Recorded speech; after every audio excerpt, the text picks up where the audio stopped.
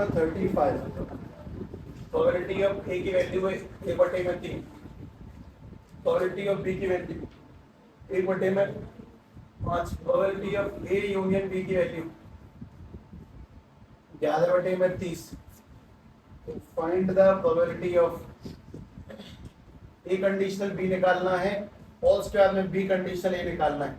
अपनी बुद्धि का प्रयोग करें और पूरा पूरा आंसर निकाल के कंप्लीट। ए यूनियन बी किसमें खुलेगा, खोलो जो फाइंड करना तब फाइंड करो, फिर वैल्यू पुट करो, पर निकालो उत्तर। क्योंकि कंडीशन सेट कराने के लिए मुझे ज्यादा नहीं उतरना, तुम्हारे आंसर आएंगे, अपने आप तुम आंसर निकाल के अपने आप सीख जाओ।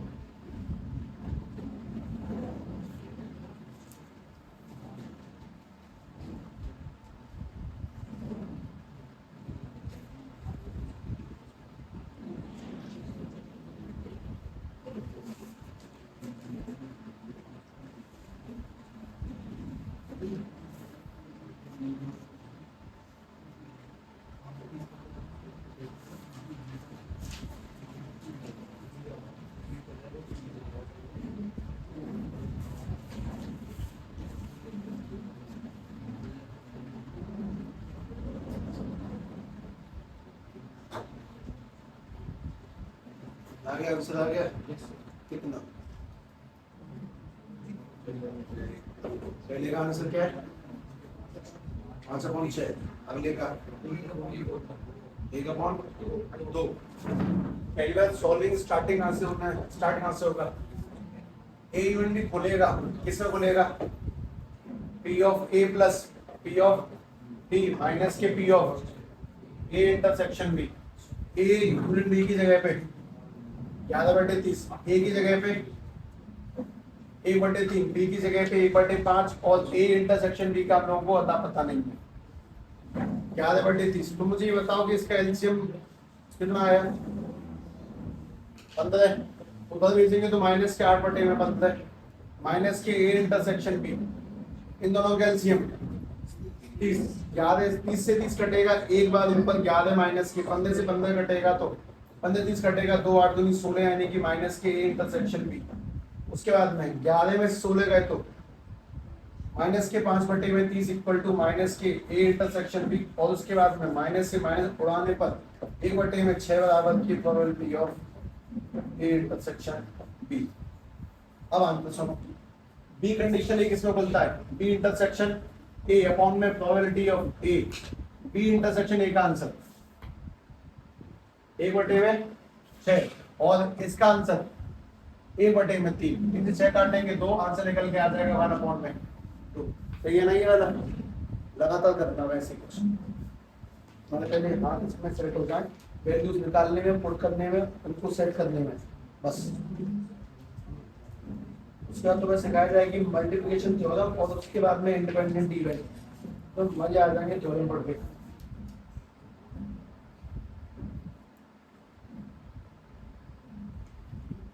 आगे पीछे लग जाएंगे इसमें लेवल 1 लेवल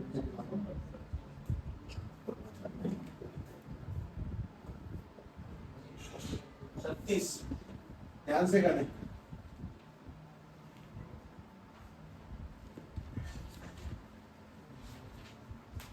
प्रोबेबिलिटी ऑफ ए की वैल्यू 0.3 है, प्रोबेबिलिटी ऑफ बी की value 0.5 0.6, probability of B conditional A का मान दिया गया है 0.5। Find the probability of A conditional B और दूसरा ए यूनियन बी। चलो भाई निकालो मुफ्तदा वैल्यूज को ध्यान से।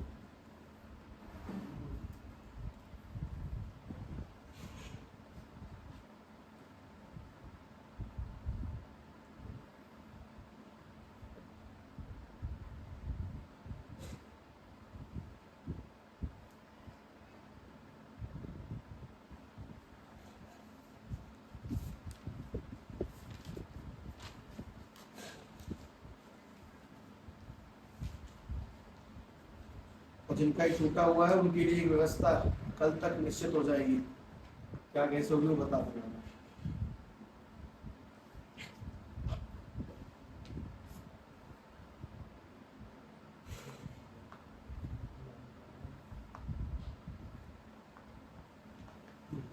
बस 2 हाथ चलते रहे, वैल्यू खुलती रहे, मतलब होता रहे लगातार, आंसर अपने आप आते रहेंगे, उसकी चिंता नहीं। कंडीशनल के फॉर्मूलों को सेट करता हूं मैं, आंसर जो कल तक करवाना तो थ्योरेटिकल सवाल तो हो गए।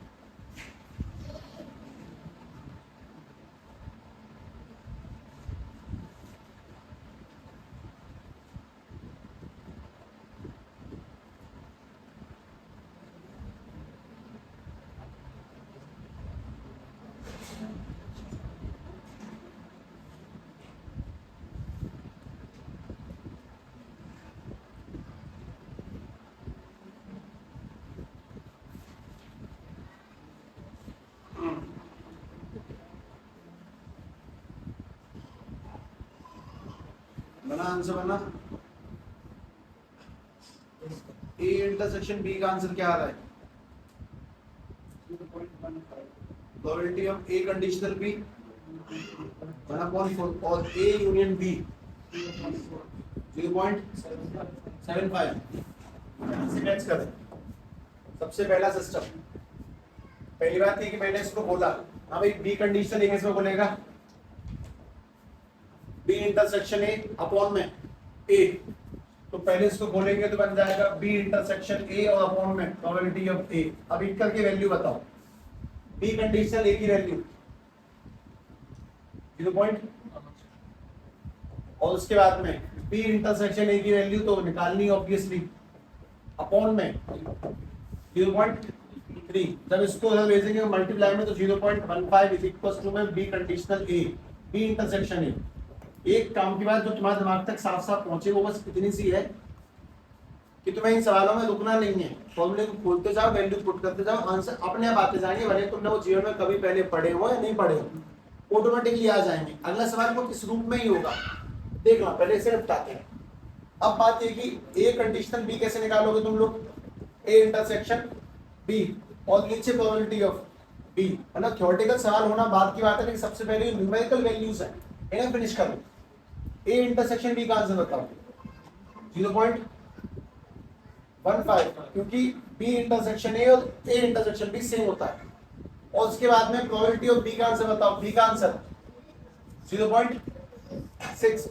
हाँ भाई, पॉइंट हटेगा तो एक जीरो ऊपर, पॉइंट हटेगा तो 2 जीरो नीचे, काटेंगे इसको तो 15/60। आंसर कितना आना चाहिए इसका 1/4, ये सही है। और उसके बाद में अगला आंसर ए यूनियन बी कैसे निकलता है, ये खोलना होता है, किसमें खोलेगा, पी ए प्लस के पी बी माइनस के पी ए इंटरसेक्शन के बी।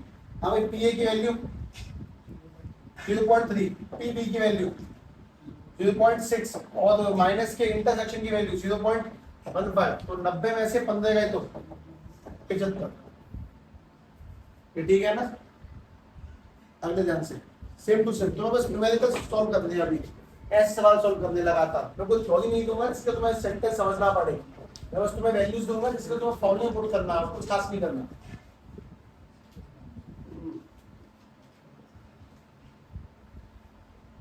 दोबारा से प्रोबेबिलिटी ऑफ ए की वैल्यू 0.8 है, प्रोबेबिलिटी ऑफ बी की वैल्यू 0.5 है, प्रोबेबिलिटी ऑफ बी कंडीशनल ए की वैल्यू 0.4 है। प्रोबेबिलिटी फाइंड करनी है भैया, फाइंड करनी है ए इंटरसेक्शन बी, फिर नीचे फाइंड करना है ए कंडीशनल बी, और फिर नीचे फाइंड करना है ए यूनियन बी। निकाल दो। सवालों को थ्योरेटिकल नहीं दिया है, लैंग्वेज को नहीं दिया है समझने के लिए, बस तो वैल्यूज पुट करनी है, आंसर निकालने हैं। निकालो, एनर्जी रहेगी तुम्हारे अंदर।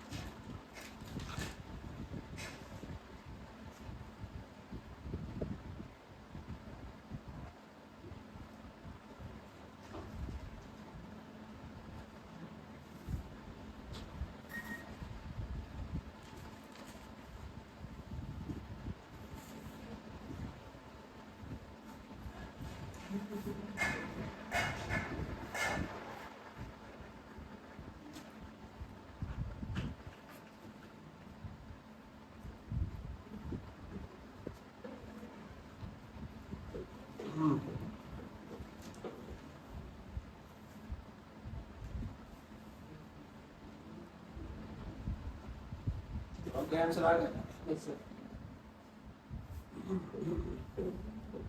आंसर सुनने में इंटरेस्ट तो ऑफ सीधे है ना। जिनके आ गए हो मुझे ए इंटरसेक्शन बी का उत्तर बता दो, पहले वाले का उत्तर 0.32 832, ठीक है। ए कंडीशनल बी का आंसर 16/25 और ए यूनियन बी का आंसर 0.98। ठीक है, अगला 38वां,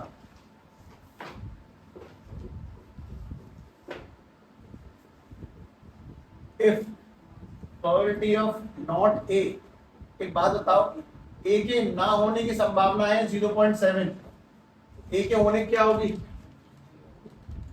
नॉट ए की वैल्यू 7 है तो ए की क्या होगी 0.3। ठीक है, बी की वैल्यू 0.7 है, बी कंडीशनल ए 0.5 है, फाइंड सेम टू सेम है, सारे सारे सेम टू सेम अभी तक, find A conditional B and probability of A union B निकालना। लोगों ने छोड़े आते हैं पेपर में, इसीलिए इन्हें फाइनल करें। ये कंडीशनल प्रोबेबिलिटी का पूरा हिस्सा चल रहा है, इसके बाद मल्टीप्लिकेशन पढ़ोगे तो उसके बाद इंडिपेंडेंट पे जाओगे।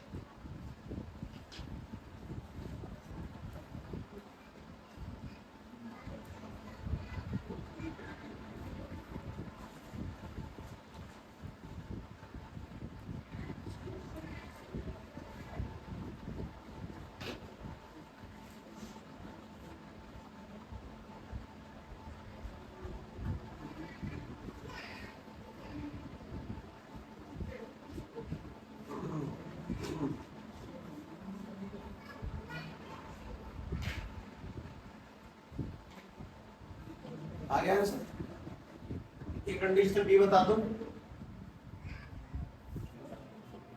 इसका आंसर बता दो, इसका पहले वाले का आंसर क्या है 3/14 और इस वाले का आंसर 0.85। अरे सबका आ गया ना ये, थोड़ा बदल देते हैं थोड़ा सा, चलेगा यही लेकिन अभी भी 39। पहले ध्यान से लिख लें, ए की जगह पे 1,3,5, बी की जगह पे है 2,3 और सी की जगह पे है 2,3,4,5। फाइंड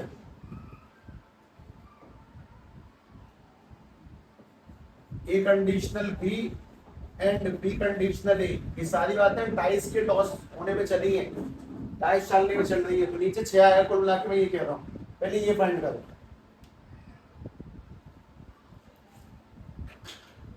तो टाइम लगेगा है। करो, इसमें 3 पार्ट है, अभी 2 बनाने हैं, फिर 2 बनाने हैं, नहीं 2 ही दूंगा, चलो।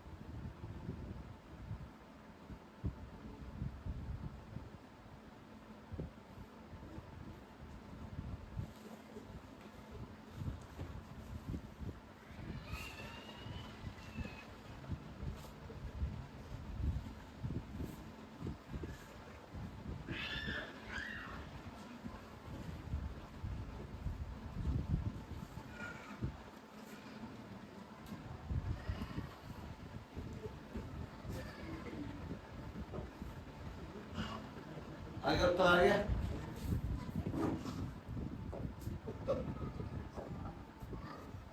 ए कंडीशनल बी कैसे बोलेगा? ए इंटरसेक्शन बी और अपॉन में बी। ठीक है, ये मुझे इतना बताओ ए इंटरसेक्शन बी में क्या कॉमन है? तो 3 के निकलने की चांस 1/6 और बी का आंसर क्या होगा? 2/6। तो 6 काटेंगे तो कट के आंसर 1/3। लेकिन जब इस खेल को सॉल्व किया जाएगा वापस से बी कंडीशनल ए, तो खुलेगा ये बी इंटरसेक्शन ए, लेकिन नीचे कौन आएगा इस बार? ए। बी इंटरसेक्शन ए का आंसर 1/1 का, पहले वाले का 3/6। और जब इससे इसको काटा जाएगा 6 काटेगा आंसर कितना? 1/3। दोबारा सॉल्व करेंगे, यही है, इसी सेकंड पार्ट है।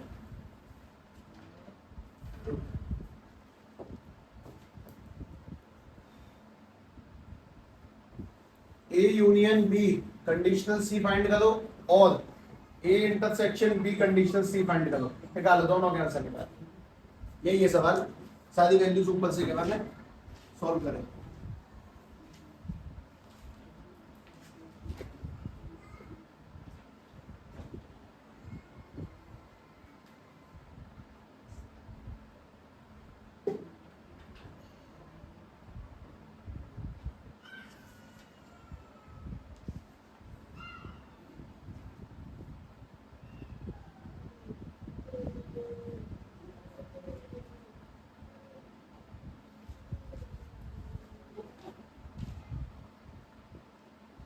मतलब पहला चैप्टर होगा जीवन का जहां तुम पहले पेज पे 50 टच करोगे सवाल, बीच के बेस पर भी कम से कम 20 टच करोगे, दूसरे से पहुंचने से पहले तो कम से कम 70 क्वेश्चन कर चुके होंगे चैप्टर के दूसरे पेज पे एंट्री करने से पहले, लगभग 70।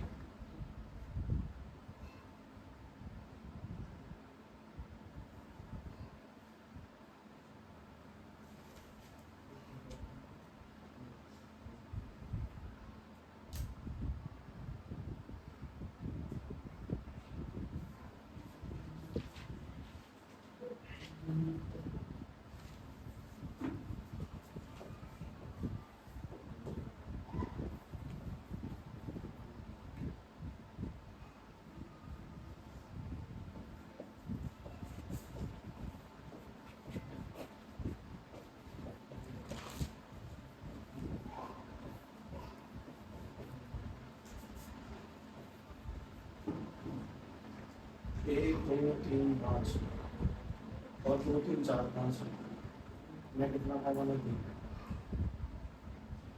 4/4 पहले का भाई। ए यूनियन बी का मतलब ए और बी को जोड़ो, क्या बनेगा? 1 2 3 5 और सी में कॉमन निकालो, क्या कॉमन आएगा? 2 3 5। तो कुल मिला के इसके अंदर 3 लोग हैं, कौन से? 2 3 और 5। तो इनके होने के चांस 3/, और सी के होने के चांस 6 काटेंगे आंसर कितना? 3/4। इसको देखना तीनों में कॉमन कौन है? तीनों में कौन कॉमन है? 3, यानी कि 1/6 और नीचे कितना? 4/6। 6 काटेंगे आंसर कितना? 1/4। ये ठीक है ना? अब मैं तुम्हें बहुत बेहतरीन पैतरे पे लेके जाता हूँ। सवाल ही एक पैतरा भी पसंद है मुझे, ये वाला सवाल बहुत पसंद है।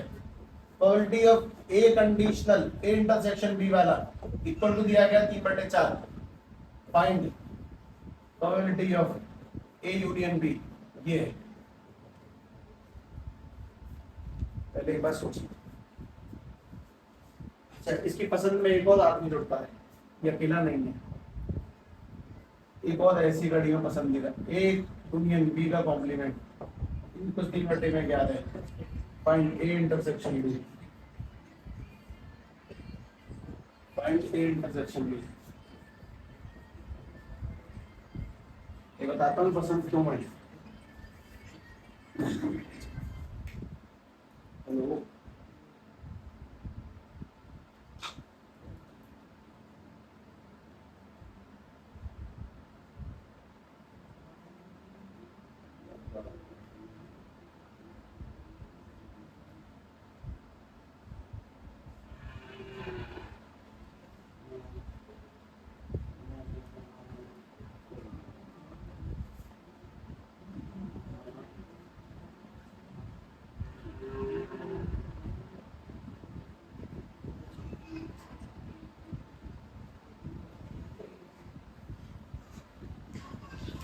हाँ भाई, कुछ बना हिसाब किताब कैसे बनेगा वो सुन। पहली प्रायोरिटी, तुम्हें 2 डंडे जीवन में कभी नहीं चाहिए। हमेशा 2 डंडे को 1 डंडे में कन्वर्ट करो, हमेशा। 2 डंडे बहुत बेकार है, सिंगल होना चाहिए भाई, सिंगल। और सिंगल बहुत आसान है। जैसे काम की बात ये तुम्हें दिया है A complement intersection B complement, ये 2 डंडे हैं और सामने क्या चल रहा है 3/4, तो इसको 1 में कन्वर्ट करो। 1 में कैसे कन्वर्ट होता है कि ये 2 डंडे हैं, इनको हटा के इनको हटा ही दो, 1 लगा दो ऊपर, बस इसको पलट दो, जो इंटरसेक्शन होता क्या बन जाएगा यूनियन। अब काम की चीज ये कि तुम्हारे पास में ए यूनियन बी की जो वैल्यू दी गई है, ए यूनियन बी का कॉम्प्लीमेंट दिया गया 3/4। किसी काम के ना होने की संभावना अगर 3/4 है तो उसी काम के होने की संभावना क्या होगी 1/4। 2 से बाहर निकलना सीखो, कभी 2 में खेलना ही नहीं है, हमेशा सिंगल में खेलेंगे। जैसे वापस से बात समझते हैं, देखो ये है तो 2 डंडे दिए गए हैं और बीचों बीच में लगा यू का साइन, पलट दो, 2 डंडों का कर लो 1 और यू को पलट के क्या कर लोगे इंटरसेक्शन, इसको घुमा दो। किसी काम के ना होने की संभावना 3/11 है तो उस काम के होने की संभावना क्या होगी 8/11 है। ठीक है, सबसे पहले इस कहानी को अपने दिमाग में बिल्कुल पक्का पक्का सेट कर लेना कि हमें डबल में नहीं आना, हमेशा सिंगल में चलना है। हमेशा सिंगल से आंसर निकालने काफी आसान हो जाते हैं। मैं तुम्हें इस प्रैक्टिस को अच्छे से लेके आता हूँ। चलो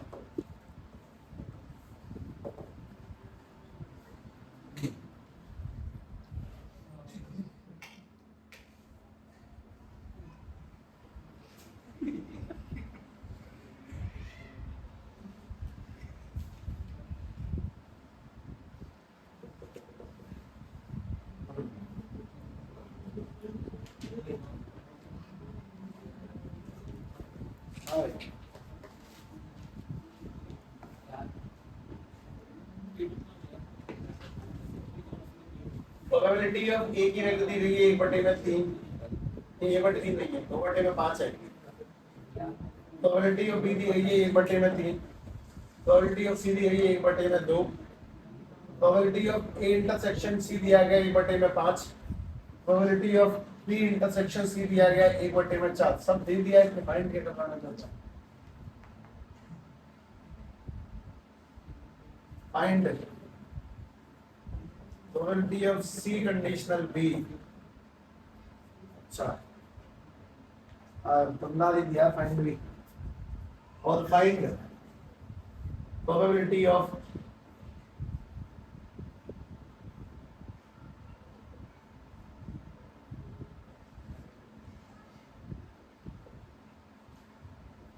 ए कॉम्प्लीमेंट इंटरसेक्शन सी कॉम्प्लीमेंट। बहुत इसी में, और तुम्हें बहुत अच्छी बात का एहसास होगा, पहले तुम इसका प्रयास कर लो।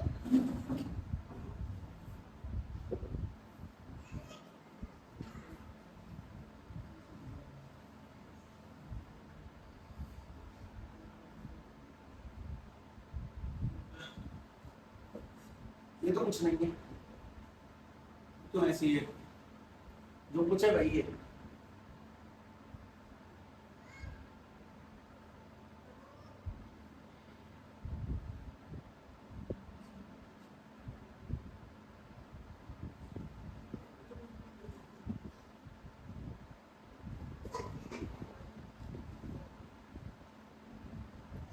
ये कंडीशनल के सवाल है, बिना थ्योरी के सीधे सवाल है, और ये नहीं होते।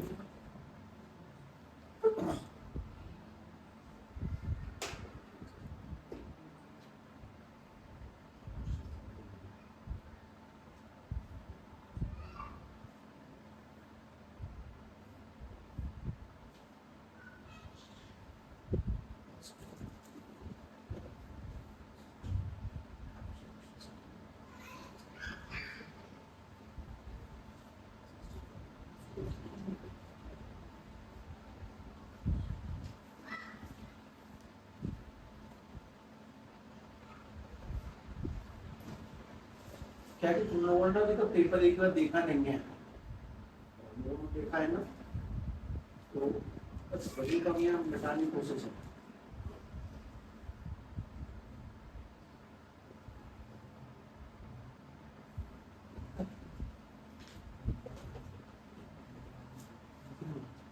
सभी लोग मुझे पहले इसका उत्तर दो, इसका आंसर क्या निकल के आया, कितना, 3/4। अब इसका निकालने का प्रयास कर लो।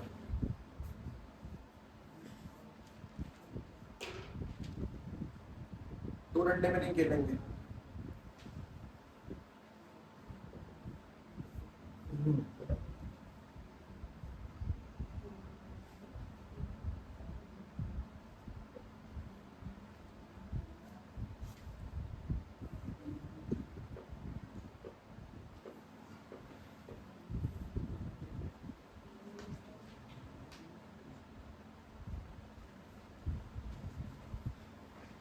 कुछ बना क्या? चलो पहले तोड़ते हैं इसको। पहली बात, ए और सी कैसे छूटता है, दो डंडे का क्या बन जाएगा, एक, और ए अपनी जगह सी अपनी जगह, ये जो नीचे क्या हो जाएगा ऊपर। तो पहली बात ये कि तुम्हें इसका आंसर निकालने का मतलब है तुम्हें इसका आंसर निकालना है, तुम्हें ये नहीं निकालना, तुम्हें ये निकालना है। और उसके लिए तुम्हें क्या चाहिए, ए यूनियन सी। हम पहले ए यूनियन सी को खोलेंगे, कैसे बोलता है, पी ए प्लस के पी सी प्लस के, पी सी नहीं प्लस नहीं माइनस के ए इंटरसेक्शन सी। सबसे पहले पी ए की वैल्यू बताओ, पी ए की वैल्यू 2/5, पी सी की वैल्यू 1/2, और ए इंटरसेक्शन सी की वैल्यू 1/5। और सामने क्या चल रहा है वो हमेशा चलने दो, ए यूनियन सी चल रहा है सामने। अगर बहुत ध्यान से सोचते हैं तो सबका एलसीएम 10, 5 से 10 जाएगा, 2 दूनी 4, 2 से 10 जाएगा, 5 एकम 5, और 5 से 10 जाएगा तो 2, यानी कि आंसर निकल के आएगा ए यूनियन सी का आंसर निकलेगा 7/10। काम की चीज, अगर ए यूनियन सी किसी काम के होने के चांस 7/10 है, तो उस काम के ना होने के चांस 3/10। और ये निकालने का मतलब क्या हो जाता है कि हमने ये निकाल दिया 3/10। इस काम को दोबारा रिपीट करके देखो, क्योंकि तुम इस बात को समझो कि अगर मैं इन सब क्वेश्चन क्यों ना आगे चला जाऊं तो इन सवालों में ही फंस जाओगे। ए कंडीशनल भी सबसे पहली प्रायोरिटी सेट करना, क्योंकि सवालों का कंसेप्ट ओनली वो नहीं है कि थोड़ी आ गई तुमको सॉल्व कर लिया, ये खतरनाक है। एमसीक्यू जनरेटर है ये लोग, ध्यान से, लेवल हाई रहेगा। 43 प्रोबेबिलिटी ऑफ ए की वैल्यू 3/8 है, प्रोबेबिलिटी ऑफ बी की वैल्यू 1/2 है, probability of A intersection B का आंसर 1/4 है।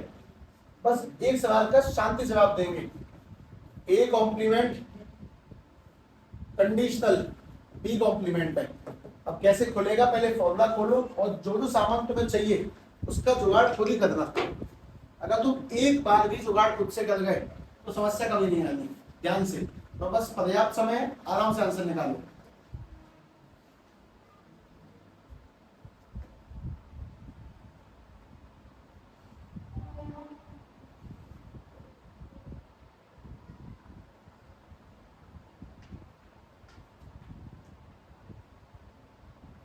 अभी तक ना प्रिपरेशन नहीं करी है किसी एग्जाम वगैरह की, जब कभी जीवन में करोगे तब पता चलेगा कि this is the same format है, पर लगातार क्वेश्चंस का सेटअप देता है।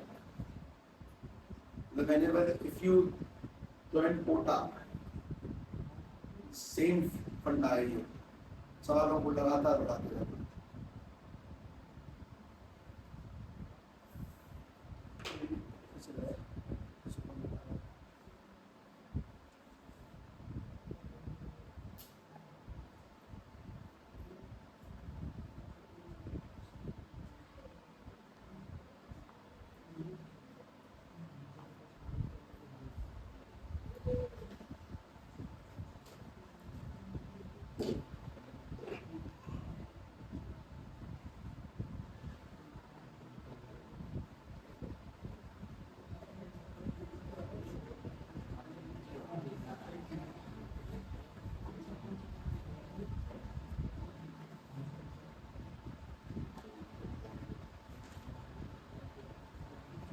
ये प्लस है ये क्या,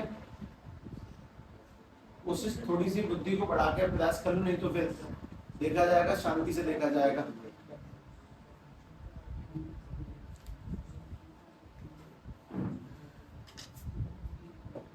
ये खुलना तो ऐसे है, A complement intersection B complement, और नीचे क्या आएगा इसके, बी कॉम्प्लीमेंट। ये ठीक है, छोटे मोटे सवालों के जवाब। अगर किसी मतलब बी के होने के चांस 1/2 है, तो बी के ना होने के चांस, तो नीचे वाला आदमी मिल चुका है, लेकिन ऊपर वाले आदमी का तुम पता ऐसे नहीं लगा सकते।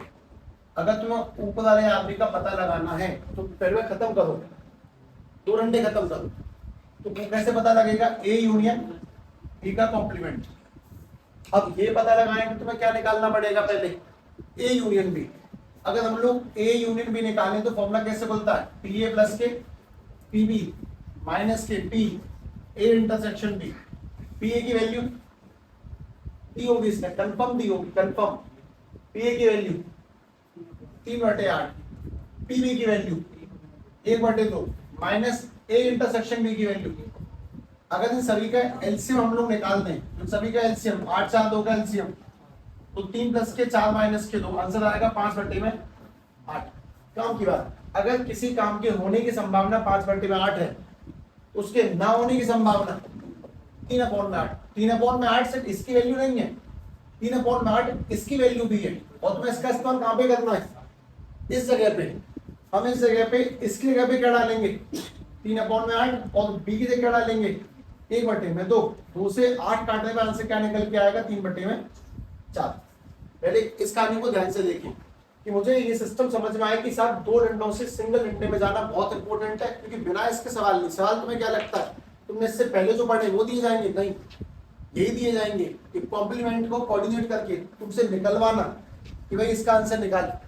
2 से सिंगल में जाने की कोशिश कर, दोबारा करना कोशिश।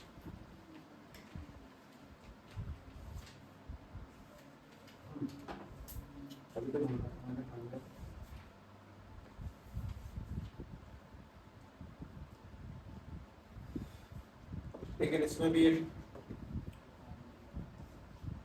खतरनाक बैठता है।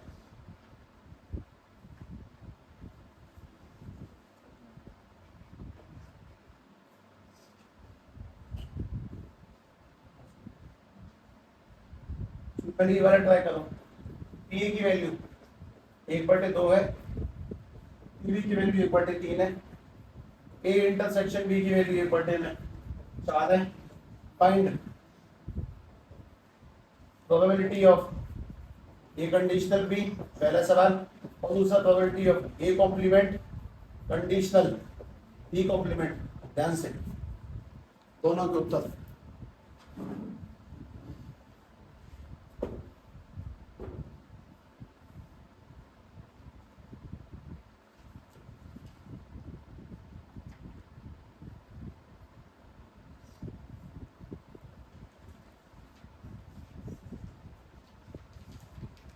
कंडीशनल की न्यूमेरिक प्रैक्टिस कहते हैं इसको, कंडीशन थ्योरेटिकल नहीं, लैंग्वेज वाले सवाल नहीं है।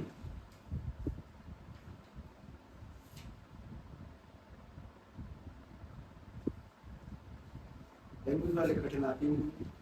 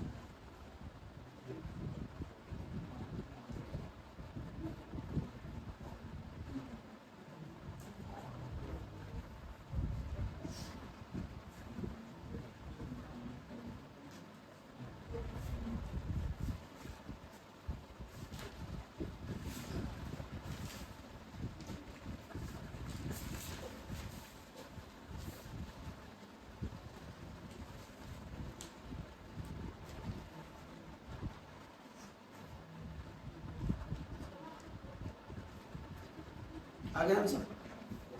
कितना कितना बताओ? पहले का आंसर क्या बनेगा? यानी कि ए इंटरसेक्शन बी और नीचे कितना आएगा? B B.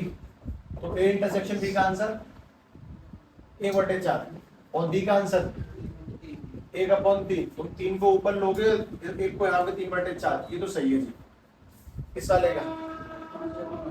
वो कैसे निकलेगा? सबसे पहली बात कि तुम इसको ऐसे खोलोगे, probability of A intersection B और अपॉन में प्रोबेबिलिटी ऑफ बी। हाँ भाई, पहली बात बी के होने की संभावना कितनी है? बी के होने की संभावना 1/3। तो बी के ना होने की ये तो मिल चुका है, लेकिन ऊपर वाला निकालने के तो वापस से उस खेल को खेलना पड़ेगा। ए इंटरसेक्शन बी का कॉम्प्लीमेंट है, किसमें जाएगा? ए यूनियन बी का कॉम्प्लीमेंट। और काम की बात, तुम ए यूनियन बी कैसे निकालोगे? ए यूनियन बी कैसे निकलेगा? ए प्लस बी माइनस के इंटरसेक्शन से, यानी कि प्रोबेबिलिटी ऑफ ए प्लस के प्रोबेबिलिटी ऑफ बी माइनस के probability of A intersection B. तो ए यूनियन बी का आंसर, पहली बात ए की जगह पे 1/2, बी की जगह पे 1/3 और इस जगह पे 1/4। आंसर कितना इसका? 5/बाद है, 7/बाद है। ठीक, अब काम की बात, अगर ए यूनियन बी, ए और बी के होने के चांस 7/बाद हैं, तो ना होने के चांस 5/बाद है। अगर ये वाला आंसर 5/बाद है तो मतलब ये वाला आंसर भी 5/बाद है। तो इसको यहाँ पे पुट करो, यानी कि 5/बाद है और उसके नीचे क्या आएगा? 2/3। ये इधर और ये वाला ऊपर, यानी कि 5 इंटू में 3 अपॉन में 2 इंटू में बाद है, 3 से ये कटेगा 4, तो आंसर आना चाहिए 5/8। ठीक है, आगे कौन सा लगेगा? 45।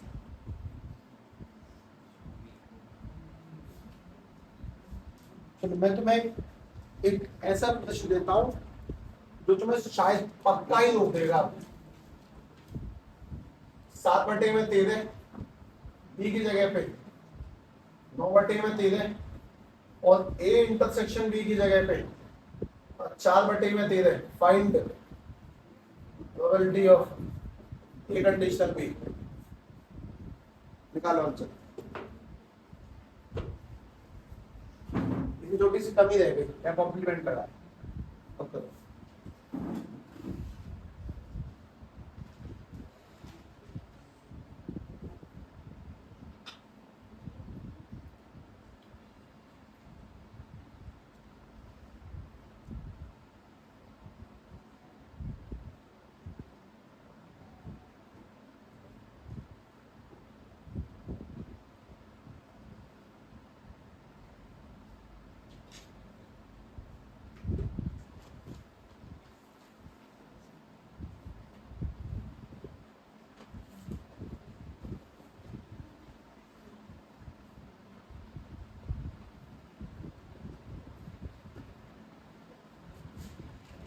है कुछ हिसाब किताब में दम नहीं? अब भी बात बताता हूँ, तुमने 40 सवाल कर लिए, तुम भी ये नहीं होगा? अरे सवाल अलग है, नहीं होगा ना, मतलब ऐसे ही दौड़ सकते। इसीलिए एक बात मैं आपको साफ साफ सेट रखें, तुम्हारे लिए सबसे तगड़ा डिवीजन पता है क्या है? तुम्हें कराए गए सवालों को पुनः अभ्यास करना, उसमें सभी चीजों का निचोड़ ए टू जेड 7 चीजों का। ध्यान से बात समझो, तुम्हें क्या निकालना है? A complement conditional B.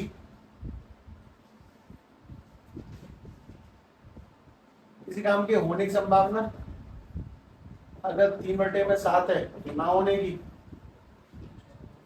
4/में। एक काम करो, ये मत निकालो, ये निकालो, ए कंडीशन बी निकालो। 4 कौन निकाल ले, करो सब लोग निकालो।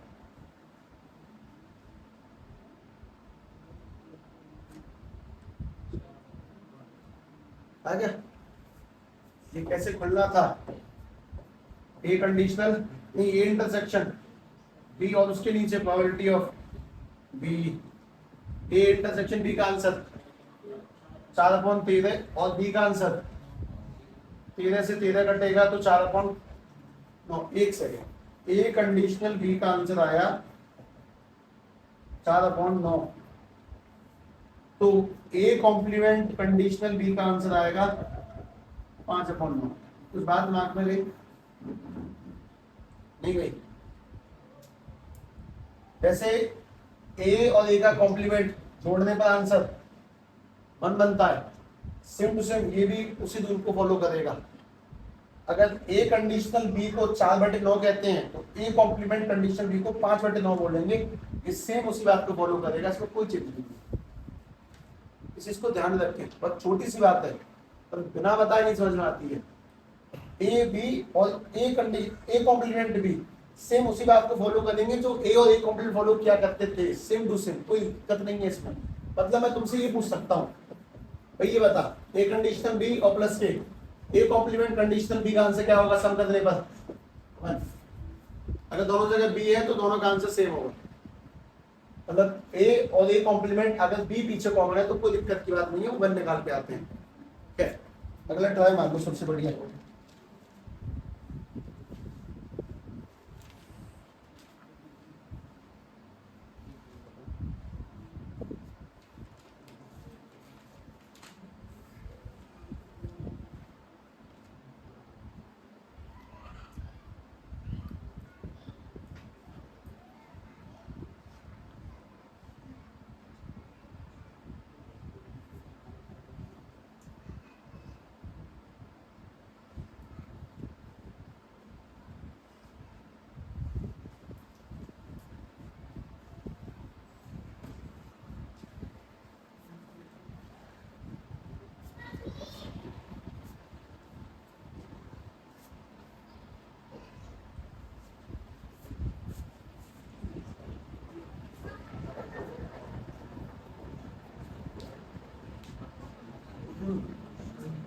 हाँ भाई, ए के फेल होने के चांस हैं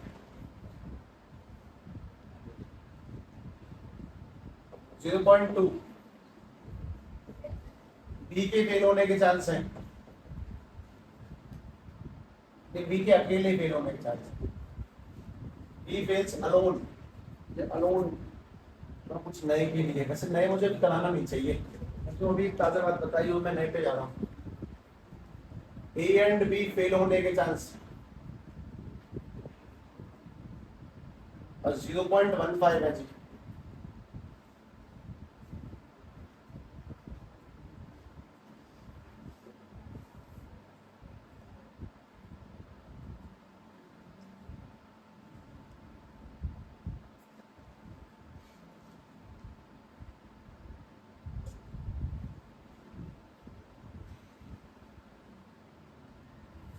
पहला सवाल है कि find probability of A fail हुआ है, कंडीशनल बी भी फेल हो गया तब, अगर बी ना होता ए भी ना होता। और अगला सवाल है कि ए फेल्स अलोन,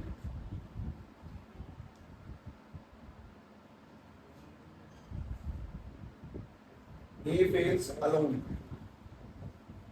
पहले तो जावी सुख करना है, पहले सुन लो बातें।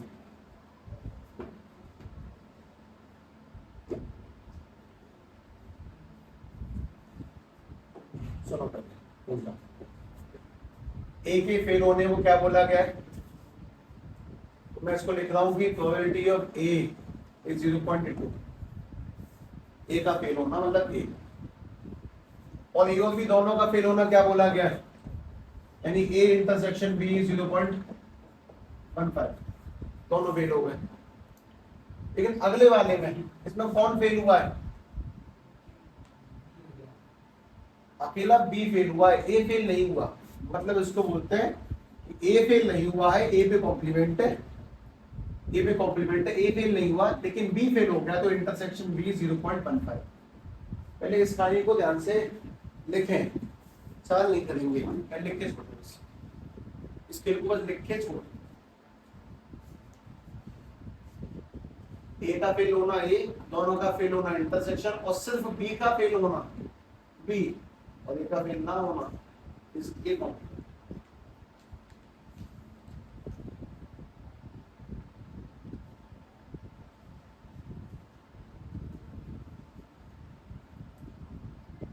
सवाल को करेंगे नहीं ना, यही छोड़ जानबूझ के।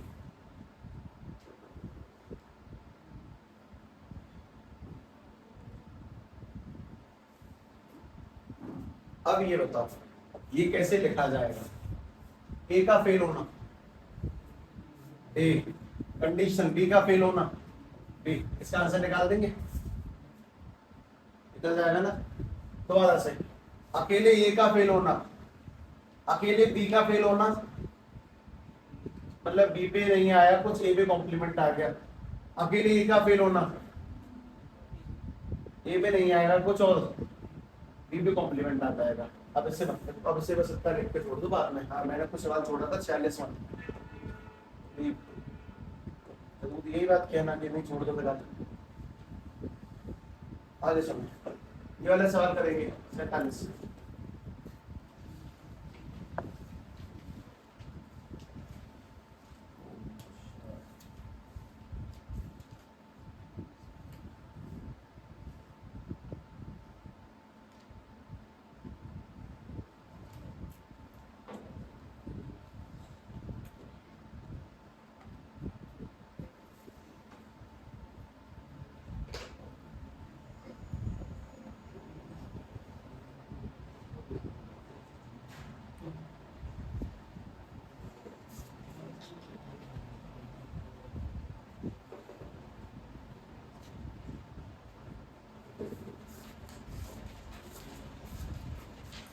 अब एक काम करें, इस सवाल सब हटाते हैं और टॉपिक का नाम डालते हैं 47 से पहले 46 छोड़ा और एक टॉपिक लिखवाया, multiplication theorem. Multiplication theorem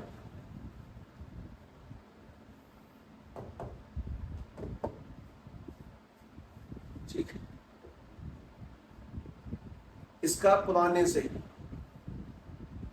connection है 0%। ठीक है, टोटली न्यू इंडिपेंडेंट बात है, इसमें काफी ठीक एग्जाम्पलों के माध्यम से इस बात को बताया, और इनका इस्तेमाल ऑब्वियसली नहीं कर रहे होंगे।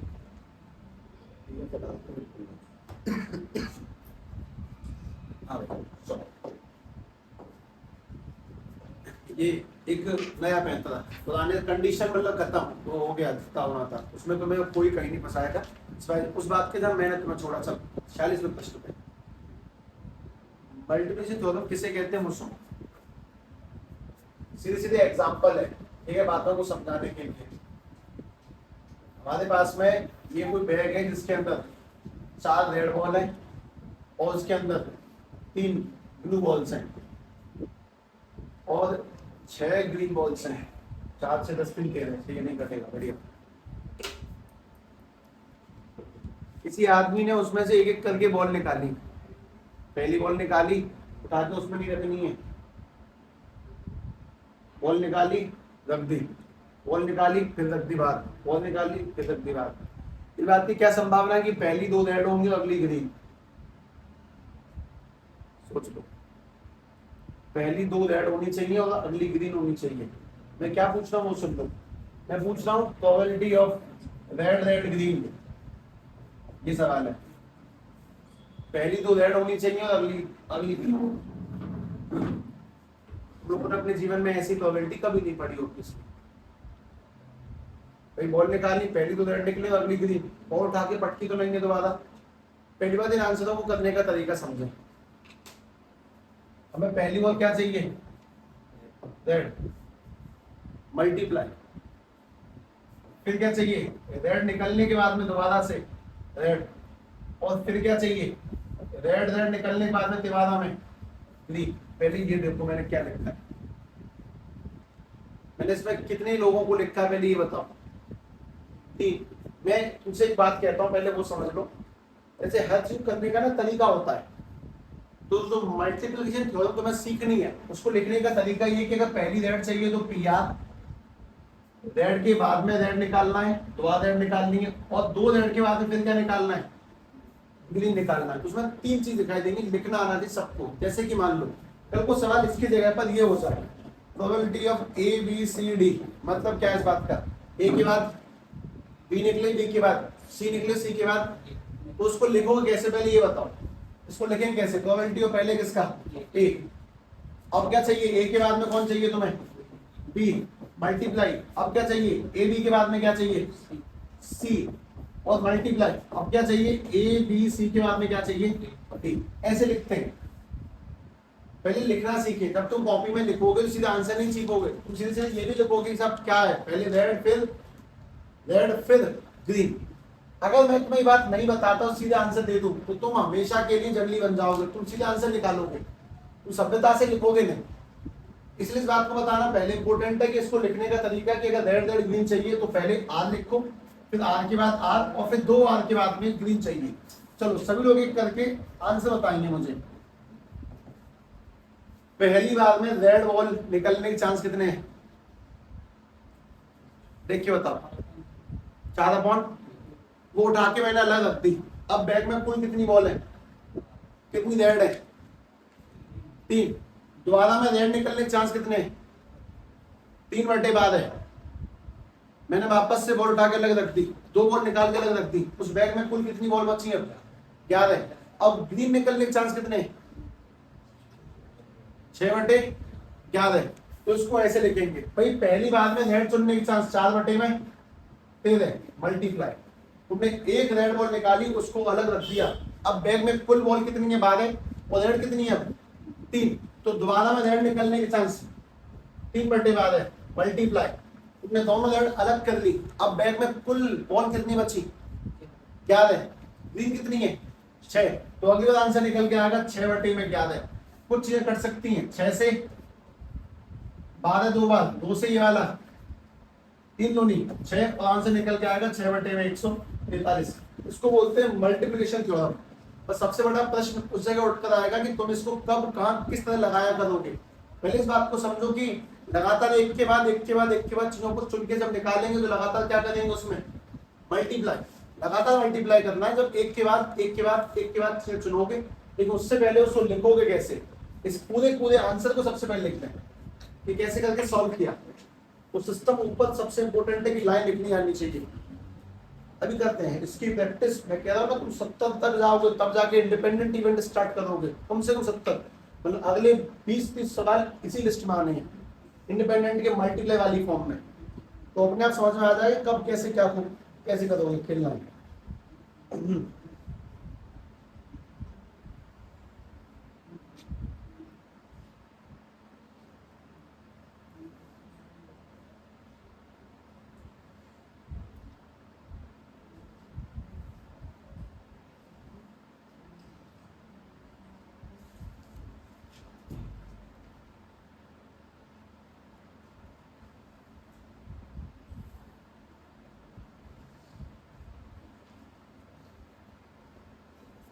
वापस सवाल सुनो,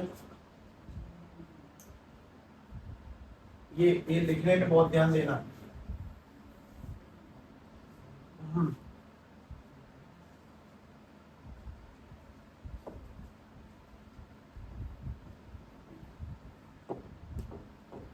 देखो हमारे पास में ये बैग है, इसमें 5 व्हाइट बॉल्स हैं, 3 रेड बॉल्स हैं और 6 ग्रीन बॉल्स हैं।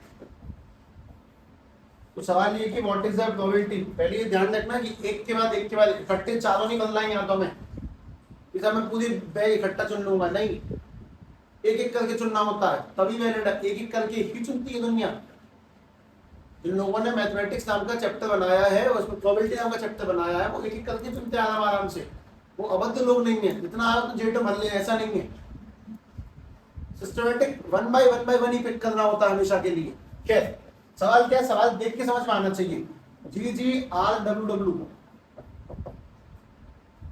क्या मतलब इस बात का, कितनी बॉल निकाली गई है, 5। पहली बार में ग्रीन, अगली बार में ग्रीन, अगली में रेड, अगली में व्हाइट और अगली में व्हाइट। पहले से खोलोगे कैसे वो सुनो, पहले देख लो। सबसे पहले क्या खोलेंगे, PG, मतलब पहली बार में ग्रीन निकले। अब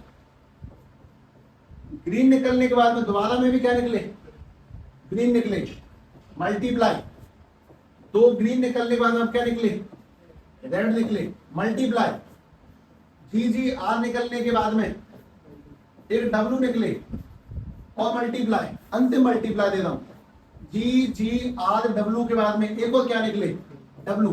ये बात मैं तुम्हें क्यों बता रहा हूं, क्योंकि इसके बिना ना आंसर तो निकाल दोगे पर वो अच्छा नहीं लगता, वो लहजा अच्छा नहीं है आंसर निकालने। पहली बार में ग्रीन बॉल बोलो अपने आप ही, एक एक बॉल कम करते चले जाना लगातार, दे दो उत्तर साले।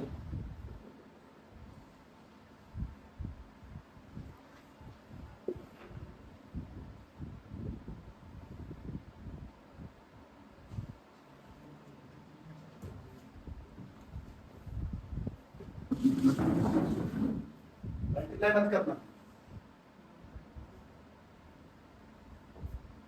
बस ये बता देना क्या क्या जमेगा।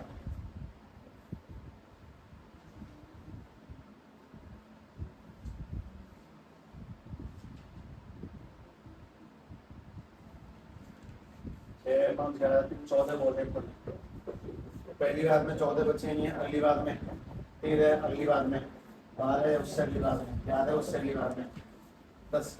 ये नीचे का तो ठीक है ना, बस ये बता दो पहली बार में ग्रीन निकालने के चांस 6, दोबारा में ग्रीन निकालने के 5, पहली बार में रेड निकालने के 3, अगली बार में व्हाइट निकालने के 5 और अगली बार व्हाइट निकालने के 4। ये करना है, 4 दिया, 12 काट दिया क्योंकि इसके साथ कुछ काटने में दिक्कत होगी, 5 से 10 काट दिया, 2 से 6 काटेंगे तो 3 बन जाए 15, और नीचे क्या बचा तुम्हारे पास में 14 इंटू 13 इंटू 11, इसका आंसर तुम दे सकते हो है ना 2002। हेलो हाँ जी, एक मिनट बस अभी देखता हूँ।